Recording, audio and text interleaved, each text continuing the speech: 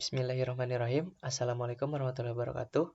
Perkenalkan, nama saya Muhammad Noval Hikmat dengan NIM 67052011094 dari kelas D3TT 4401. Hari ini saya akan membuat video jurnal tentang penjelasan materi pada modul 2 yaitu pemasangan konektor dan pengukuran saluran transmisi untuk mata kuliah Teknik Frekuensi Tinggi. Yang pertama di sini ada konektor. Konektor adalah sebuah alat atau benda yang digunakan untuk menghubungkan kabel koaksial dengan perangkat lain. Konektor ini berfungsi untuk menghubungkan kabel koaksial pada televisi, radio, ataupun perangkat sistem komunikasi radio lainnya. Selanjutnya ada jenis-jenis konektor. Yang pertama ada konektor F. Konektor F ini adalah konektor RF koaksial yang biasa digunakan untuk televisi, mempunyai impedansi 75 ohm untuk frekuensi lebih dari 1 GHz. Kemudian yang kedua ada konektor SMB atau singkatan dari subminiatur versi B, memiliki ukuran yang lebih kecil dari SMA. Konektor ini dapat beroperasi sampai dengan 4 GHz. Juga dia dapat dikonfigurasikan pada 50 dan 75 ohm impedansinya.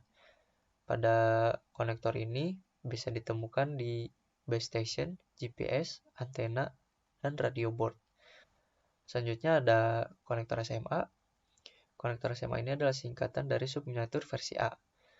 Konektor SMA ini adalah unit yang sangat presisi, dapat digunakan pada frekuensi sampai dengan 18 GHz, dan memiliki impedansi 50 ohm.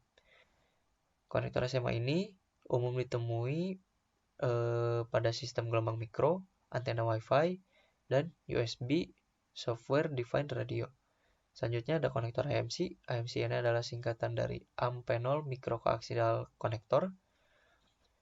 Dia memiliki impedansi 50 ohm dan bekerja hingga 6 GHz. Konektor ini dapat diaplikasikan pada WLAN, Bluetooth, GPS, dan juga pada notebook ataupun komputer. Selanjutnya ada konektor TNC. Konektor TNC ini dapat bekerja dari 0 sampai 11 GHz dan mempunyai impedansi sebesar 50 ohm. Biasa diaplikasikan pada antena, wireless, dan broadband. Selanjutnya untuk konektor tipe N. Konektor ini adalah yang sering digunakan untuk penyambungan antena. Konektor ini biasa dihubungkan pada kabel koaksial.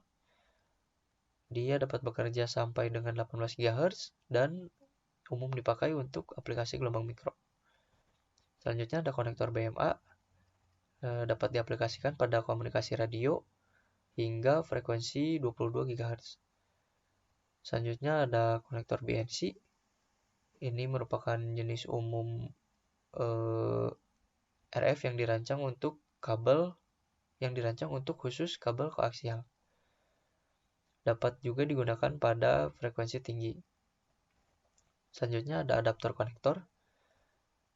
Adaptor konektor ini dapat digunakan untuk menghubungkan saluran transmisi karena pada saluran transmisi tersebut terdapat konektor yang berbeda-beda, maka untuk menghubungkan satu sama lain itu diperlukan adaptor.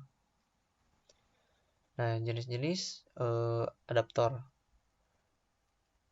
Yang pertama itu ada SMA to N konektor, kemudian ada SMA to BNC konektor, selanjutnya ada SMA to TNC konektor, dan juga ada N to BNC konektor. Selanjutnya ada kabel koaksial. Secara umum, kabel koaksial ini dapat didefinisikan sebagai sarana penyalur atau penghantar yang bertugas menyalurkan setiap informasi yang telah diubah menjadi sinyal listrik. Ini merupakan kabel gambar dari kabel koaksial, di mana paling luar dia ada plastik jaket, kemudian yang di tengah-tengah itu ada metallic shield, kemudian di depannya lagi itu ada dielectric insulator, dan juga yang di paling ujung itu ada center core. Nah, kabel koaksial ini dibagi menjadi dua jenis. Yang pertama itu thick koaksial kabel atau kabel koaksial tebal, dan yang kedua itu ada thin koaksial kabel atau kabel koaksial tipis.